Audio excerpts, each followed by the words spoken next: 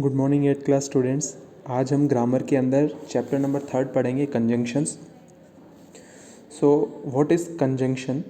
A conjunction is a word which joins together sentences and sometimes words. देखो, conjunction एक ऐसा word है जो दो सेंटेंसेस को साथ में जोड़ता है और कभी कभी दो वर्ड्स को भी साथ में जोड़ता है। नीचे जो दो एग्जाम्पल्स लिखे हुए हैं, रजनी एंड रागिनी आर, ठीक है। सो रजनी एंड रागिनी, तो यहाँ पर कंजंक्शन जो एंड है वो इन दो वर्ड्स को, रजनी और रागिनी को जोड़ रहा है, ठीक है।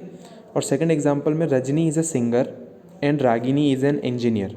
तो Rajni is a singer is a single sentence and Ragini is an engineer is a single sentence. तो ये दो सिंगल इंडिपेंडेंट सेंटेंस को जोड़ रहा है, ठीक है। तो कंजंक्शन एक ऐसा वर्ड होता है जो दो सेंटेंसेस को जोड़ता है और कभी कभी दो वर्ड्स को भी जोड़ता है, जैसे सीता एंड गीता, राम एंड श्याम। उसी तरह से Ram likes to play music and Shyam likes to write. तो दो सेंटेंसेस को और दो वर्ड्स को कंजंक्शन जोड़ता है। देखो, type of conjunction, now there are basically mainly three types of conjunctions are there: coordinating conjunction, subordinating and correlative conjunction. तो अब हम डिटेल में देखते हैं क्या है ये। देखो, first starting with coordinating conjunctions, such conjunctions which join two equally important or two independent sentence. देखो, अब इन दोनों से मतलब क्या है, इनको हम कोऑर्डिनेटिंग कंजंक्शंस कहते हैं, जो कि दो इक्वल इम्पोर्टेंट, मतलब दो ऐसे सेंटेंस जो अपने आप में इक्वली इम्पोर्टेंट हो, और दो इंडिपेंडेंट, और सेंटेंस जो हो वो दोनों इंडिपेंडेंट सेंटेंस हो, मतलब अपने आप में भी कहीं पर वो यूज़ किए जा सकते हैं। वहाँ पर उसको हम कोऑर्डिनेटिंग कंजंक्शंस बोलते हैं। जैसे कि आपने ऊपर जो ये एग्जांपल देखा था, Rajni is a singer and Ragini is an engineer, look here once again. तो ये जो है ये कोऑर्डिनेटिंग कंजंक्शन का एग्जांपल है, क्योंकि Rajni is a singer is a independent sentence and Ragini is an engineer is also an independent sentence. ये क्या है कि दोनों अलग अलग सेंटेंस है जिसको एंड जो है वो जोड़ रहा है, ठीक है। तो दो इक्वली इंपॉर्टेंट है सेंटेंस और दो इंडिपेंडेंट सेंटेंस हैं, उनको जो जोड़ते हैं वो होते हैं coordinating conjunctions. For example and, but, for, और, nor, also, either or neither, nor etcetera. एक एग्जाम्पल और ये देखो, आई विल गो शॉपिंग और आई विल गो कैंपिंग। देखो, मैं शॉपिंग जाऊंगा या फिर, और आई विल गो कैंपिंग, या फिर मैं कैंपिंग जाऊंगा। तो और जो है वो इन दो अलग अलग सेंटेंसेस को जो अपने आप में इंडिपेंडेंट है, I will go camping and I will go shopping, these are two independent sentences which are joined by or. तो और इज कोऑर्डिनेटिंग कंजंक्शन हियर, ठीक है। नाउ उसी तरह से subordinating, so as the name suggest, subordinating का मतलब होता है कि मतलब किसी के साथ, मतलब सबऑर्डिनेटिंग, मतलब such conjunctions which join two such sentences in which one sentence depends on another. मतलब एक सेंटेंस जो है वो दूसरे सेंटेंस पर डिपेंड होता है, आश्रित होता है, ठीक है, उसके ऊपर निर्भर करता है। Such conjunctions which join two such sentences in which one sentence depends on other, in such cases the conjunction used before dependent sentences और subordinating clause are called subordinating conjunctions. तो ऐसे केसेस के अंदर कंजंक्शंस जो dependent sentence से पहले आता है या फिर सबऑर्डिनेट क्लॉज से पहले आता है, उनको हम सबऑर्डिनेटिंग कंजंक्शंस कहते हैं। Example after, because, if, that, दो, ऑल्दो एट्सेट्रा, ठीक है। ये जो एग्जाम्पल्स जो हैं ये सबऑर्डिनेटिंग कंजंक्शंस के हैं, ठीक है। See, I will teach you in depth in examples, ठीक है। एग्जाम्पल्स जब हम करेंगे तब मैं आपको इनकी जो डेप्थ बताऊंगा तब आपको अच्छे से समझ में आ जाएगा। अभी अगर मैं आपको यहाँ समझाऊंगा तो आप उतनी सही से आप उसको समझ नहीं पाओगे। Okay, so I am moving further now. Third one is correlative conjunction. See, एक बार और आप सिर्फ ये समझो कि कोऑर्डिनेटिंग कंजंक्शन होते हैं वो दो इंडिपेंडेंट सेंटेंस को ज्वाइन करते हैं, और सबऑर्डिनेटिंग कंजंक्शन जो होते हैं वो एक के साथ दूसरा, जिसके मतलब मैं कह सकता हूँ कि एक के बिना जो है वो दूसरा सेंटेंस अधूरा होता है। तो मतलब उसके साथ कोई ना कोई ऐसा सेंटेंस जो उसी से रिलेटेड हो और उसको पूरा कर रहा हो, उसको हम कहते हैं सबऑर्डिनेटिंग कंजंक्शंस। एग्जांपल्स आप देख ही चुके हो। Third one is correlative conjunction. Now correlative conjunction में होते हैं either or, neither nor, not only but also, no sooner did than, ठीक है। ज़्यादा हम और इनको एग्जाम्पल्स के अंदर देखेंगे डेप्थ में। So some of the above given conjunctions have been described in your previous grammar books. तो ये जो ऊपर जो दिए हुए कुछ जो कंजंक्शंस है वो आपके प्रीवियस ग्रामर बुक्स में बता चुके हैं already. Rest of them are being described here, और बाकी जो है वो यहाँ पर डिस्क्राइब कर दिए गए हैं। जैसे कि सिंस, देखो सिंस का यूज़ कहाँ होता है? To express point in time. देखो इसको हाईलाइट कर रहा हूँ मैं, पॉइंट इन टाइम, वक्त में कोई ऐसा पॉइंट है उसको एक्सप्रेस करने के लिए, या फिर कोई इवेंट या फिर कोई एक्शन, ठीक है, या फिर किसी कारण को एक्सप्रेस करने के लिए, ठीक है। तो एग्जाम्पल हम देखते हैं। फर्स्ट एग्जाम्पल है टाइम का, सेकंड एग्जाम्पल है रीज़न का। So I have never seen him since that incident. इसका मतलब क्या हुआ कि मैंने उसे कभी नहीं देखा उस इंसिडेंट के बाद। तो सिंस दैट इंसिडेंट, सिंस मतलब ये क्या होता है कि एक एग्जैक्ट टाइम शो कर रहा है। To express point in time, उस घटना के बाद से मैंने उसे अभी तक नहीं देखा है, मतलब उस दिन के बाद से मैं उससे नहीं मिली हूँ, या उस दिन सिंस दैट इंसिडेंट, या फिर since that night, since that day, उस दिन के बाद से मैं उससे कभी नहीं मिलूँ। तो ये सिंस जो है वो टाइम का शो करता है, ठीक है, to express point in time. Second है या फिर इवेंट या एक्शन, या फिर express a reason. So since you are late you will not be allowed to take part in the match. अब क्या है? क्योंकि तुम लेट हो। सिंस का यहाँ पर मतलब हो गया क्योंकि, आप इसको क्योंकि कहोगे। So since you are late, क्योंकि तुम लेट हो, you will not be allowed to take part in the match. तो तुम्हें मैच में पार्ट नहीं दिया जाएगा आपको मैच के अंदर। You will not B allow, मतलब आप अलाउ नहीं हो मैच में पार्टिसिपेट करने के लिए। That's okay. नाउ अब हम आगे देखते हैं।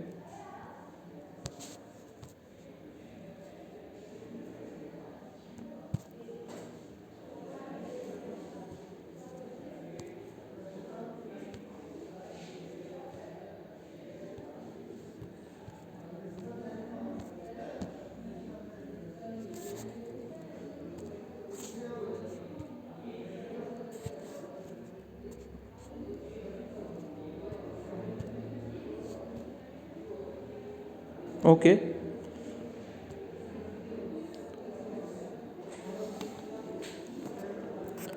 Now this one second is और का हम यूज़ कहाँ करते हैं? देखो ध्यान से देखना, और को हम कब यूज़ करते हैं और कहाँ और का इस्तेमाल होता है? टू एक्सप्रेस अल्टरनेटिव ऑप्शन, किसी अल्टरनेटिव ऑप्शन को शो करने के लिए। कभी कोई अल्टरनेटिव ऑप्शन, अगर कोई अल्टरनेट ऑप्शन है तो उसको शो करने के लिए और का यूज़ हम करते हैं। जैसे कि यू मे ज्वाइन आर्मी और नेवी और एयरफोर्स। तुम आर्मी ज्वाइन कर लो, या तो तुम आर्मी ज्वाइन करो या फिर नेवी या फिर एयरफोर्स। सो यहाँ पर ऑप्शंस हैं, तो ऑप्शंस के अंदर हम और का यूज़ करते हैं। You can eat ice cream or milk shake. So difference is there ना, देयर आर ऑप्शंस अवेलेबल। दो ऑप्शन है, या तो आइसक्रीम या फिर मिल्क शेक। तो और का यूज़ हम तब करते हैं जब हमको अल्टरनेटिव शो करना होता है। जैसे कि you will go there or not, तुम वहाँ जाओगे या नहीं, ठीक है।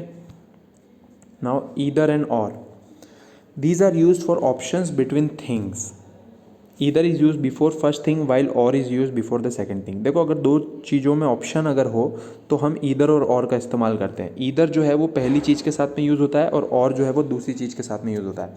एग्जाम्पल्स में हम देखते हैं ऑप्शंस बिटवीन सब्जेक्ट्स, ठीक है, सब्जेक्ट के बीच में ऑप्शन। जैसे कि John was sleeping on the beach, Ram was sleeping on the beach. Subject यहाँ पे क्या है? जॉन और राम, ठीक है। तो जॉन बीच पे सो रहा था और राम बीच पर सो रहा था।